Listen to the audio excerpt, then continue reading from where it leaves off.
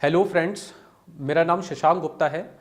मुझे अभी Uttar Pradesh public service commission ACF RFO 2019 exam के माध्यम से रेंज फॉरेस्ट ऑफिसर पद का चयन हुआ है, जिस पे जो कि मैंने 2019 के अंदर प्रीलिम्स लिखा था उसका, और उसका जो मुझे मेंस है वो मैंने उसको 2020 के अंदर दिया था, और इंटरव्यू मैंने अभी 2021 मार्च के अंदर दिया है।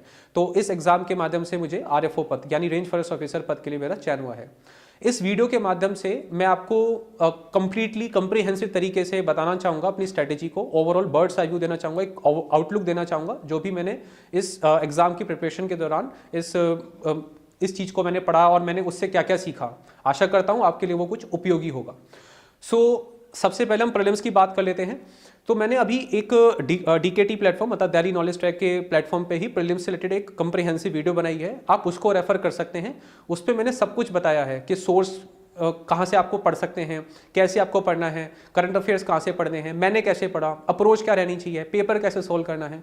तो उस वीडियो के माध्यम से आप प्रीलिम्स के बारे में बेसिकली हर चीज़ समझ जाएंगे। और बाकी आप अपनी खुद की भी स्ट्रेटेजी को फॉलो करिए, जो भी आप फॉलो करते हैं, बट उससे आपको कुछ एक आइडिया मिल जाएगा, जो कि मैंने फॉलो किया।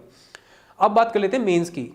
इसका जो मेंस होता है उसमें टोटल 7 पेपर होते हैं, जो कि 200 मार्क्स के आते हैं। तो टोटल 1400 मार्क्स का मेंस होता है, और 150 मार्क्स का इसमें इंटरव्यू होता है। तो टोटल 1550 मार्क्स मतलब 1550 मार्क्स के total prelims, total 7 paper mains के, और आपका इंटरव्यू की टोटल 1550 मार्क्स में से आपकी कट ऑफ बनती है, जो कि मेरिट लिस्ट उसी बेस पे बनेगी आपकी। अब ये जो 200 मार्क्स के पेपर होते हैं, इसमें 7 पेपर में पहला दूसरा पेपर GS का होता है, जिसमें MCQ बेस्ड क्वेश्चन आते हैं आपके। उसके अंदर क्या होता है, जो आपने प्रीलिम्स में पढ़ा है वो हिस्ट्री है, ज्योग्राफी है, पॉलिटी है, इकोनॉमी है, साइंस है, एनवायरनमेंट है, या करंट अफेयर्स है, या इवन UPG के है, सब कुछ वही पूछा जाता है। लेकिन वो भी मेंस में ऑब्जेक्टिव बेस आते हैं पहले 2 पेपर। उसमें एक चीज़ और आपको एक्स्ट्रा करनी होती है, वो है स्टैटिस्टिक्स। स्टैटिस्टिक्स इसमें और पूछा जाता है, या फिर क्वांट रीजनिंग भी हम कह सकते हैं। उसके अंदर क्या होता है, आपका कुछ डायग्राम दे देंगे आपको, वो बार डायग्राम हो गया, या ग्राफ्स बना देंगे, या डाटा इंटरप्रिटेशन जिसे हम कहते हैं। उसके अंदर क्या होता है, कुछ डाटा दे रखा होता है, उसके बेस पे क्वेश्चन पूछते हैं, वहीं से आपको उसको इंटरप्रेट करना होता है और वो आपको सॉल्व करना होता है। वो आप इजीली कर लेंगे अगर आप 2-3 साल के बस प्रैक्टिस कर लीजिए पेपर, और नहीं भी करेंगे तो भी आप उसको पढ़ के इजीली कर लेंगे। वो बहुत आसान होता है, बस डाटा को आपको इंटरप्रेट करना होता है। थोड़ी सी क्वांट रीजनिंग की आप प्रैक्टिस कर सकते हैं, जैसे आपने जो CSET में करी होगी वही आप थोड़ी प्रैक्टिस कर लीजिए। उसके लिए भी आप प्रीवियस ईयर को रेफर करिए, और उसमें देखिए कि कहाँ से वो पूछ रहा है, मतलब क्वांट रीजनिंग वो कहाँ से पूछता है, और वो सिर्फ किस टॉपिक पे फोकस करता है। जैसे परसेंटेज हो गया, प्रॉफिट लॉस, बहुत जो ईजी होती है। और तो उस तरीके से आप थोड़े से उन टॉपिक्स को रिवाइज कर लीजिए, उनके फॉर्मुलेस वगैरह या उनका जो बेसिक कंसेप्ट है, तो आपका ईजिली आपके काफ़ी सारे क्वेश्चन सोल्व हो जाएंगे। अच्छा, चूंकि ये ऑब्जेक्टिव होता है, MCQ होता है ये, और इसके अंदर टोटल इसमें नेगेटिव मार्किंग भी होती है। इसका एक एडवांटेज ये होता है कि इसके अंदर ज़्यादा स्कोर करने से आपके मेंस का जो ओवरऑल स्कोर है वो बढ़ जाता है, जो कि इसके अंदर लिखने को नहीं होता। इसके अंदर सिर्फ या तो आपको आता है या नहीं आता है, या तो सही होगा या गलत होगा, कुछ भी ज़्यादा सही या ज़्यादा गलत नहीं होता इसमें। तो चूंकि इसमें आपको आप ज़्यादा सही करने की आपकी स्कोप रहता है, और इसके जो मार्क्स होते हैं वो आपके फाइनल लिस्ट में भी मैटर करते हैं। तो खास की इस पेपर को, इनमें आप कोशिश करिए 200 मार्क्स में, जो 400 मार्क्स का GS का पेपर हो गया, उसमें 300 मार्क्स लाने की कोशिश करिए आप। तो आपका ओवरऑल मेंस की जो मार्क्स होंगे वो बहुत बढ़ जाएंगे, और आपका बहुत बेनिफिट मिलेगा आपको आगे इंटरव्यू वगैरह के स्टेज पे, और आपकी फाइनल लिस्ट में जब आपकी मेरिट बनेगी। तो ये मैंने GS का बताया। अच्छा, हिंदी का मैं थोड़ा सा बता देता हूँ आपको। हिंदी के लिए क्या होता है, इसमें 3-4 सेक्शन आते हैं। जैसे गद्यांश आता है इसके अंदर, और वो भी 200 मार्क्स का ही पेपर होता है हिंदी का भी, और 3 घंटे ही मिलते हैं। गद्यांश है आपका, वो आप इजीली बस पढ़िए उसको, उस हिसाब से क्वेश्चन दे रखे होते हैं, वो सॉल्व करने होते हैं आपको। इसमें शीर्षक वगैरह भी लिखना होता है एक लाइन के अंदर मैक्सिमम। देन उसमें पत्र लेखन आता है। उसके लिए आप क्या कर सकते हैं, मैंने स्टडी फॉर सिविल सर्विस एक यूट्यूब चैनल है, उसके ऊपर एक मास्टर वीडियो दे रखी है पत्र लेखन की, मैंने उसको रेफर किया था और वहीं से सीखा था कि पत्र लेखन कैसे करने हैं। उसके बाद आते हैं मुहावरे। इसमें मुहावरे के लिए आप क्या कर सकते हैं, फिर स्टडी फॉर सिविल सर्विस पे ही रेफर कर सकते हैं, वहाँ पर एक मुहावरे की वीडियो बनी हुई है, वो पढ़ सकते हैं, या कोई भी एक हिंदी की बुक परचेज कर सकते हैं, जिससे कि आप मुहावरे थोड़े से रिवाइज कर सकते हैं। वैसे बहुत जनरल मुहावरे आते हैं, जो अगर आप हिंदी मीडियम से हैं या फिर आप हिंदी बेल्ट से हैं, मतलब नॉर्थ इंडिया से हैं, और खास की UP के ही हैं, ज़्यादातर आई थिंक UP के ही मुझे देख रहे होंगे, तो वो लोग क्या उन लोगों की ऑटोमेटिकली हिंदी अच्छी होती है, तो आप इजीली उसको कर जाएंगे। वो बहुत जनरल होते हैं, बहुत ज़्यादा उसके लिए पढ़ने की जरूरत नहीं है। बाकी इसमें कुछ UP की बोली आती हैं, जैसे खड़ी बोली, अवधी, ब्रज भाषा, भोजपुरी, बाघेली, इन सब भाषाओं के बारे में थोड़ा सा आप 3-3, 4-4 लाइन का कंटेंट तैयार कर लीजिए और यूपी के मैप में ना इनको मार्क करना सीख लीजिए। तो अगर कोई भाषा का क्वेश्चन आता है तो यूपी का मैप बना के उन भाषा को वहाँ पर दिखा दीजिए कि इन डिस्ट्रिक्ट में ये भाषा बोली जाती है, उससे बहुत अलग इंपैक्ट पड़ेगा। और इसमें ना 2 निबंध आते हैं जो 50-50 मार्क्स के होते हैं। उन निबंधों के लिए क्या कर सकते हैं आप, चूंकि अगर आप हिंदी में अच्छे हैं तो आप क्या कर सकते हो, निबंध के लिए आपको स्पेसिफिकली पढ़ने की जरूरत नहीं है, वो बहुत जनरल होते हैं, बहुत करंट टॉपिक पे आते हैं। जैसे इस बार कोविड के ऊपर आया था, इंडिया चाइना रिलेशन के ऊपर आया था। अच्छा, जो इंडिया चाइना रिलेशन वाला मैंने अटेंड किया था उसमें मैं बताना चाहूँगा, उसमें मैंने इंडिया चाइना का मैप बताया।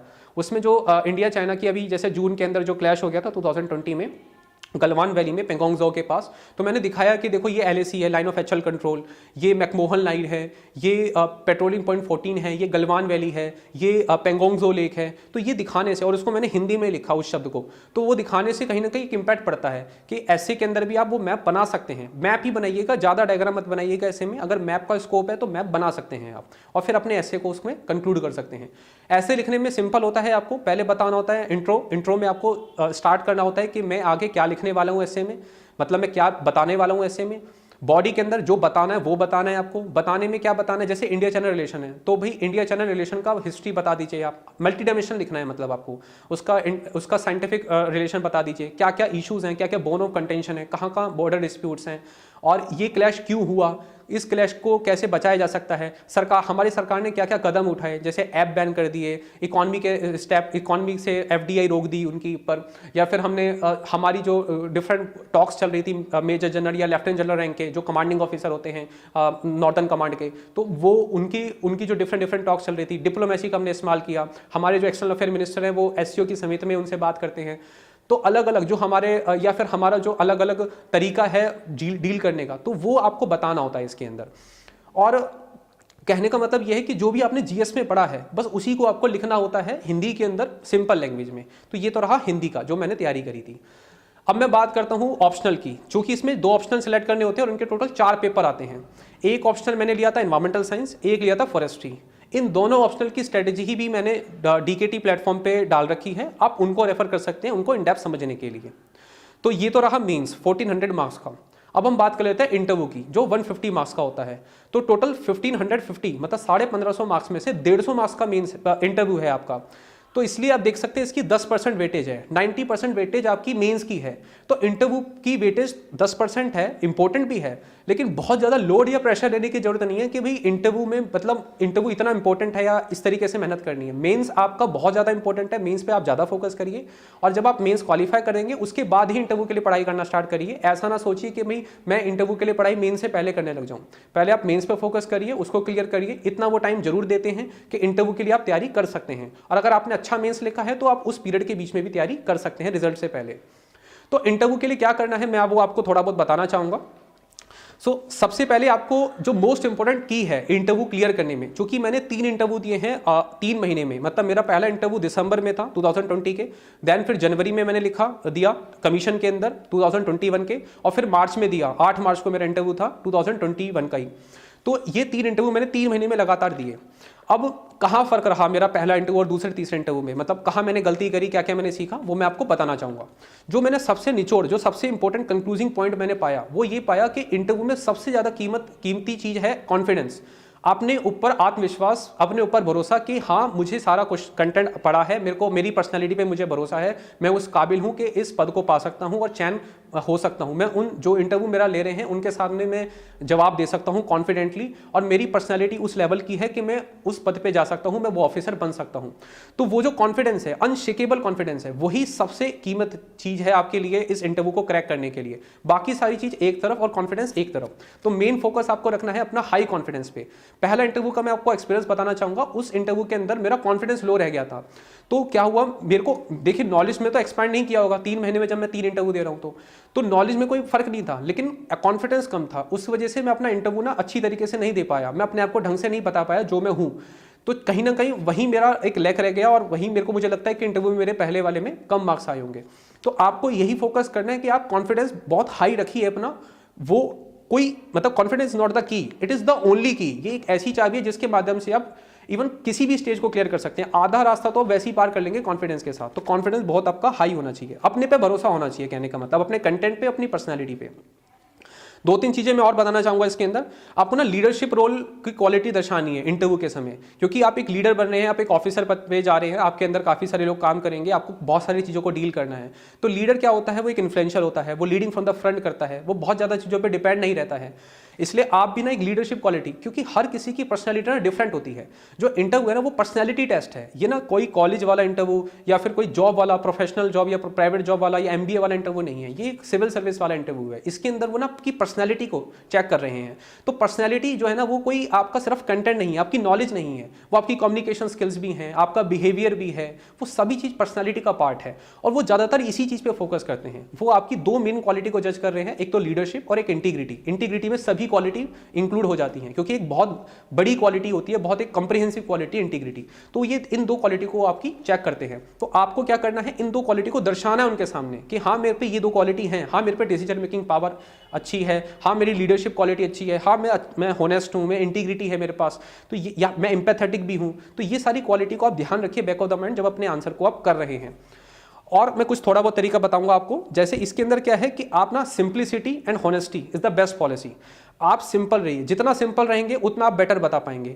और आप ना हमेशा ओरिजिनल वर्जन को, मतलब जो आप हो, जैसे मैं शशांक गुप्ता हूं तो मैंने कोशिश करी कि मैं अपना ओरिजिनल शशांक को रिप्रेजेंट कर सकूं उनके सामने। मैं कुछ बनने की कोशिश ना करूं, मैं किसी को फॉलो करने की या किसी को कॉपी करने की कोशिश ना करूं। मैं जो भी हूं, मैंने जो भी किया है, जो भी पढ़ाई करी है, जो मैंने गलतियां करी हैं या फिर जो मेरी वीकनेस है, जो मेरी स्ट्रेंथ है, मैं सब कुछ खुल के बताऊं, राइट जस्टिफिकेशन के साथ।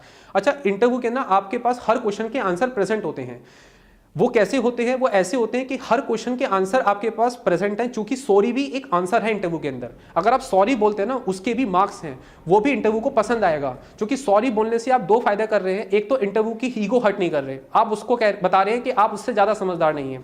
दूसरा, आप सॉरी बोल के क्या बेनिफिट कर रहे हैं कि सॉरी बोलने से आप ये एक्सेप्ट कर रहे हैं कि हाँ आपको सब कुछ नहीं आता, आप हॉनेस्टी दिखा रहे हैं। तो ये वो ना उन्होंने दुनिया देखी हुई है, जो लोग आपका इंटरव्यू ले रहे हैं वो बहुत मैच्योर और एक्सपीरियंस हैं, उन लोगों को सब कुछ पता है। वो आपके देख के ही, उन्होंने कितने 1000 इंटरव्यू कम से कम वो ले चुके हैं, वो देखते ही बता देंगे कि आप फंबल कर रहे हैं या आप झूठ बोल रहे हैं। तो कहने का मतलब है सच रहिए, हर क्वेश्चन का आंसर दीजिए जस्टिफिकेशन के साथ।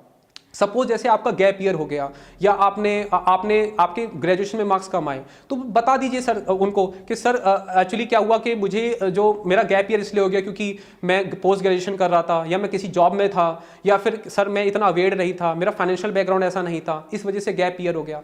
मतलब आप जस्टिफिकेशन राइट दीजिए जो भी वैलिड हो, जो भी सही हो। आप आने वाले आंसर में फंस जाएंगे। तो आपको क्या ध्यान रखना है, आपको ध्यान रखना है कि बिल्कुल सच्ची, आपके चेहरे पे सच्चाई नजर आनी चाहिए, पर जस्टिफिकेशन हर चीज का देना है। सॉरी भी एक आंसर है, ये भी याद रखना है। और ये भी याद रखना है कि आपको हर कोई आंसर आता है, क्योंकि सॉरी भी एक आंसर है, इसलिए आपको हर एक आंसर आता है।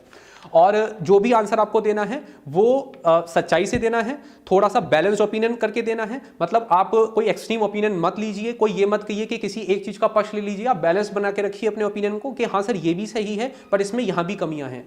सरकार के थोड़ा प्रोस गवर्नमेंट तो होना ही चाहिए, लेकिन कंस्ट्रक्टिव क्रिटिसाइज करने से भी मत घबराइए सरकार को। अगर कोई कमियां हैं सरकार के अंदर तो उसको भी बताइए, ये नहीं कि आप कमियों को इग्नोर कर रहे हैं, आप उसको नहीं बता रहे हैं। हाँ है तो बताइए, और बताइए कि इसको ऐसे समाधान इसका ऐसे निकाला जा सकता है। दूसरा, आप क्या रखिए, आप अपने जो आपने आंसर दीजिए, आप अपने आंसर को प्रैक्टिकल रखिए। भाई बहुत थ्योरेटिकल आंसर नहीं देने हैं आपको। ऐसा नहीं करना है कि जैसे आपसे पूछा गया कि करप्शन कैसे कम करेंगे, तो आपको ऐसे नहीं बोल देना है कि करप्शन कम करने के लिए मैं बहुत सारे CCTV कैमरे लगा दूंगा या मैं विजिलेंस ऑफिसर को नियुक्त कर दूंगा।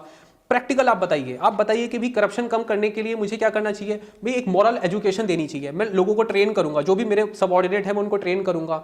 मैं लीडिंग फ्रॉम द फ्रंट, मैं खुद करप्शन नहीं करूंगा जिससे कि लोग प्रभावित होंगे मेरे करप्शन ना करने से, ठीक है। और मैं ये भी एक्सेप्ट करता हूं कि सर करप्शन एक कल्चर है, और इस कल्चर से लड़ने के लिए हमें बहुत मेहनत करनी पड़ेगी, हमें स्टार्टिंग से मेहनत करनी पड़ेगी, एजुकेशन लेवल से, मॉरल एजुकेशन लेवल से।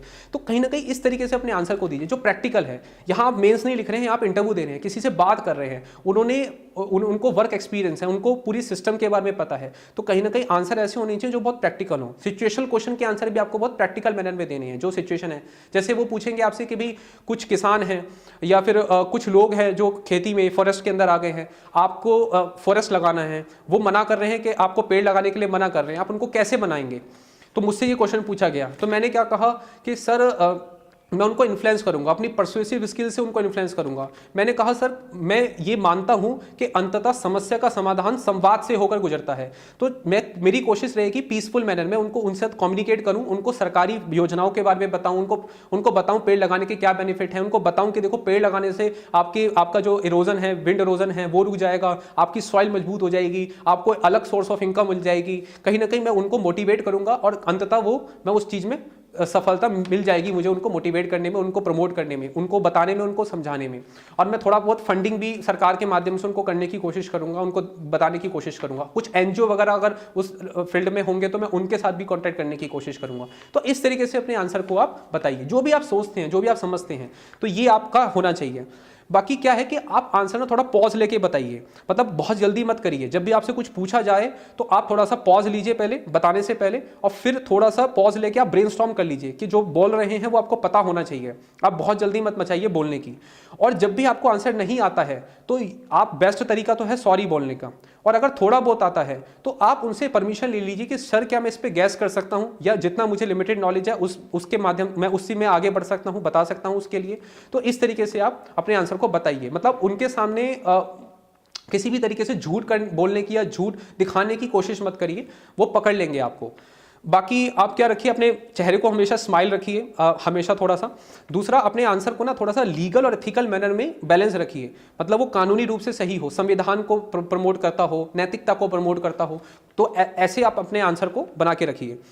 देन कुछ बेसिक आंसर आप तैयार करके रखिए कि आप सिविल सर्विस में क्यों आना चाहते हैं, आप में क्या क्वालिटीज़ हैं इसके लिए, हम आपको क्यों सिलेक्ट करें, आपकी स्ट्रेंथ क्या है, आपकी वीकनेस क्या है। कुछ सिचुएशनल क्वेश्चन तैयार करके रखिए कि फॉरेस्ट कवर कैसे बढ़ाया जा सकता है, या फिर जैसे मैंने आपको बताया कि कुछ लोग हैं जो नहीं लगाने दे रहे हैं, उनको आपको कैसे मनाना है, कैसे मनाओगे। कोई सीनियर है या कोई नेता है वो आपके पास आ जाता है, आप उससे कैसे डील करोगे, वो आपको कुछ गलत काम करने के लिए कहता है। तो ऐसे कुछ सिचुएशनल क्वेश्चन, या फिर वो जेंडर जस्टिस से रिलेटेड पूछ सकते हैं कि कोई वीमेंस है उससे रिलेटेड पूछ सकते हैं कि उनका एक्सप्लॉयटेशन हो रहा है, ट्रैफिकिंग हो रही है, उनको कैसे रोकोगे, प्रोस्टिट्यूशन को कैसे रोकोगे। तो ऐसे क्वेश्चन वो पूछ सकते हैं आपसे।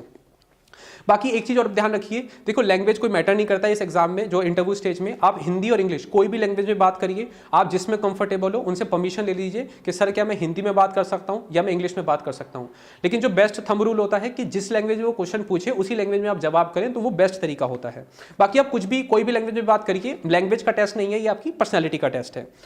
देन इसके अंदर ना कुछ करंट अफेयर्स भी आप रिवाइज कर लीजिए, जो आपका पीछे एक महीने के ना आप डिफरेंट न्यूज़ चैनल या डिफरेंट न्यूज़पेपर को पढ़िए और उसकी इंपॉर्टेंट करंट पढ़िए। और वो पढ़ने का तरीका होना चाहिए एक इंटरव्यू के पर्सपेक्टिव का, मेंस के लिखने का नहीं। क्या मतलब व्यूज होना चाहिए आपका कि ये कोई जो चीज़ है, जैसे फार्म्स बिल है, तो भाई फार्म्स बिल्स किसान जो आंदोलन कर रहे हैं वो क्यों कर रहे हैं, सरकार कैसे उनको नहीं मना पा रही है, क्या इशू है, ये फार्म बिल्स में के फायदे क्या है, नुकसान क्या है। तो इस तरीके के बेसिक जो एनालिटिकल तरीका है उस तरीके से कंटेम्प्रेरी टॉपिक को आप तैयार करके रखिए। India Pakistan relation, India China relation, ये कंटेम्प्रेरी है जो चले आ रहे हैं, इनको तैयार रखिए।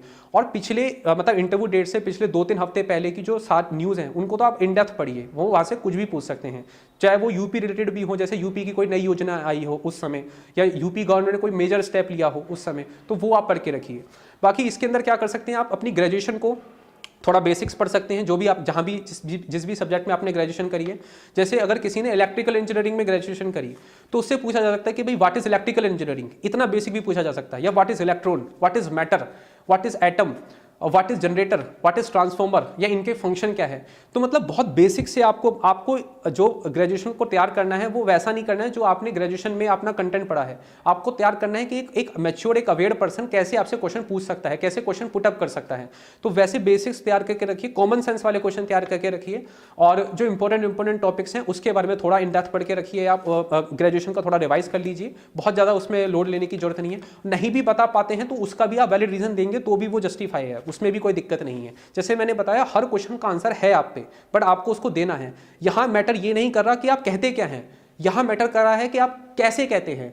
What to say is not matter, how to say is matter. तो कैसे कहना है ना, ये इंटरव्यू की सबसे की पॉइंट है। कैसे कहने वाली प्रेजेंटेशन पे ज्यादा ध्यान रखना है आपको, कि मैं अपने आंसर को कैसे बोल रहा हूं, क्या बोल रहा हूं, कितना बोल रहा हूं, क्या नहीं बोल रहा हूं, ये मैटर करता है इंटरव्यू स्टेज में आपके लिए। बाकी आप थोड़ा सा जब इंटरव्यू दे रहे हैं उससे पहले ऐसा नहीं है कि देखो बहुत लोग आपके ट्रांसक्रिप्ट डालेंगे, बहुत लोग आपको बताएं, डाइवर्ट करेंगे, स्ट्रेटजी बताएंगे। देखो हर किसी की ना पर्सनैलिटी डिफरेंट होती है। आप कितनी भी ट्रांसक्रिप्ट उठा के देख लीजिए, हर ट्रांसक्रिप्ट 90% तो डिफरेंट होती ही होती है, क्योंकि हर किसी की पर्सनैलिटी डिफरेंट है। तो आप बहुत ज़्यादा नहीं ट्रांसक्रिप्ट पढ़ने के अंदर या बहुत ज़्यादा किसी की स्ट्रेटजी को लास्ट मोमेंट पर सीखने के ऊपर मत ध्यान दीजिए। हाँ, मैं प्रेफर करूंगा कि आप एक आध मॉक दे दीजिए। मॉक देने से आपका डर निकल जाएगा, आपको पता चल जाएगा थोड़ी वीकनेस वगैरह के बारे में। तो एक आध मॉक प्रेफर रहता है, तो आप मॉक दे सकते हैं। एक आध जो भी कोचिंग इंस्टीट्यूट में आप देना चाहते हैं तो वो मॉक दे के आपको कुछ बेनिफिट मिल जाता है। तो ये टोटली रहा था इसके अंदर। बाकी यही सब कुछ है। और हाँ, इसको इंटरव्यू के लिए ना आप ये मान के चलिए कि ये प्रोसेस को एंजॉय करिए। इंटरव्यू एज अ प्रोसेस, ये मत सोचिए कि भाई एक दिन जाके मेरा रिजल्ट आएगा और उसमें मेरा नाम आ जाएगा, ये मत सोचिए। आप ये सोचिए कि इंटरव्यू जब आप देने जा रहे हैं तो वो जो एनवायरनमेंट है, वहाँ जो अलग अलग बच्चे आएंगे उनसे बातचीत करने का मौका मिलेगा, मुझे उनसे नया सीखने का मौका मिलेगा। वहाँ जो अलग अलग, क्योंकि वो लोग भी प्री मेंस क्वालिफाई करके आ रहे हैं, तो उनसे मैं कम्युनिकेट करूँगा। उनसे आप बातचीत करिए, आप खाली मत बैठिए, नर्वस मत होइए। आप उनसे बातचीत करिए, आप पूछिए कि भाई वो कहाँ से आए हैं, वो उन्होंने कैसे कैसे तैयारी करी, या फिर वो कैसे कैसे पढ़ाई करी। मतलब जो जनरल बातें होती हैं। अगर जैसे मैं आपको बताता हूँ, जैसे कुछ लोग मुझे इंदौर से मिले तो मैंने कहा कि सर आप तो काफ़ी क्लीन सिटी से आ रहे हैं, क्योंकि वो स्वच्छ भारत रैंकिंग में नंबर 1 पे होती है। ऐसी मैं आरओ से मिला, आरओ मेरी फाइल चेक कर रहे थे, जो रिव्यू ऑफिसर होते हैं। तो मैंने उनसे बातचीत करी कि सर आपका ये सिलेक्शन कैसे हुआ था, आपका प्रमोशन कैसे होगा। उन्होंने मुझे चाय ऑफर करी, मुझे बिस्कुट ऑफर करी, और उन्होंने मुझे कहा कि अगर आप चाय बिस्कुट नहीं खा के जाएंगे तो हमें बहुत बुरा लगेगा। तो देखो वो कम्युनिकेशन स्किल होगी, वहाँ से मोटिवेशन आई कि मतलब वो वहाँ से क्या हुआ कि मैं उस एनवायरमेंट में ढल गया। तो कहने का मतलब है कि आप जो इंटरव्यू दे रहे हैं तो उस एनवायरमेंट के हिसाब से आप ट्रीट करिए। आप उसको एक नॉर्मल डे मानिए कि एक जस्ट नॉर्मल डे है आपकी लाइफ का, जो बीत जाएगा, एक दिन बीतना ही है उसको। तो वो क्या है कि आप उसको एक नॉर्मल डे मानिए, प्रोसेस को एंजॉय करिए, रिजल्ट के बारे में बिल्कुल मत सोचिए। ये सोचिए कि आप जब इंटरव्यू दे रहे होंगे, जो इंटरव्यू आपका सामने ले रहा होगा वो इंसान काफ़ी मैच्योर्ड है, एजुकेटेड है, उससे बात करने का मौका मिल रहा है आपको, उस रूम में एंट्री करने का मौका मिल रहा है, उस कॉरिडोर में जाने का मौका मिल रहा है जहां इंटरव्यू होता है, कमीशन को देखने का मौका मिल रहा है। इलाहाबाद जा रहे हैं तो कुछ 2-3 मॉन्यूमेंट्स घूम के आ जाइए, आप ट्रेन के सफर को मौका मिल रहा है। मतलब ऐसे प्रोसेस को एंजॉय करिए। इस चीज़ को आप एंजॉय करेंगे ना तो आपको इंटरव्यू एज अ लोड नहीं लगेगा, आपको एक नॉर्मल डे लगेगा और उसमें आप अपना बेस्ट दे देंगे। तो कहीं ना कहीं यही मैंने तरीका अपनाया इंटरव्यू की तैयारी के अंदर। बाकी जो मैंने 3 वीडियो और बनाई है, प्रीलिम्स से रिलेटेड, एनवायरमेंटल साइंस से रिलेटेड और फॉरेस्ट से रिलेटेड, आप वो भी देख सकते हैं। और ये एक ओवरऑल स्ट्रेटेजी वीडियो थी जिसके अंदर मैंने ये बताने की कोशिश करी कि मैंने कैसे इस एग्जाम के लिए मेहनत करी। फाइनली मैं डीकेटी प्लेटफॉर्म को भी थैंक यू बोलना चाहूँगा। उन्होंने मुझे ये अपॉर्चुनिटी दी अपनी स्ट्रेटजी बताने के लिए, और मैं आपको भी थैंक यू बोलना चाहूँगा कि आपने मेरे को यहाँ तक देखा, यहाँ तक सुना। बाकी आपके कुछ डाउट हो तो आप मेरे को ईमेल कर सकते हैं, मैंने ईमेल आईडी बताई भी है, मैं फिर दोबारा बता देता हूँ, shashank12gupta34@gmail.com। आप इस पर मुझसे कुछ भी पूछ सकते हैं, मैं पूरी कोशिश करूँगा उनका जल्दी से जल्दी रिप्लाई करने के लिए। So thank you very much.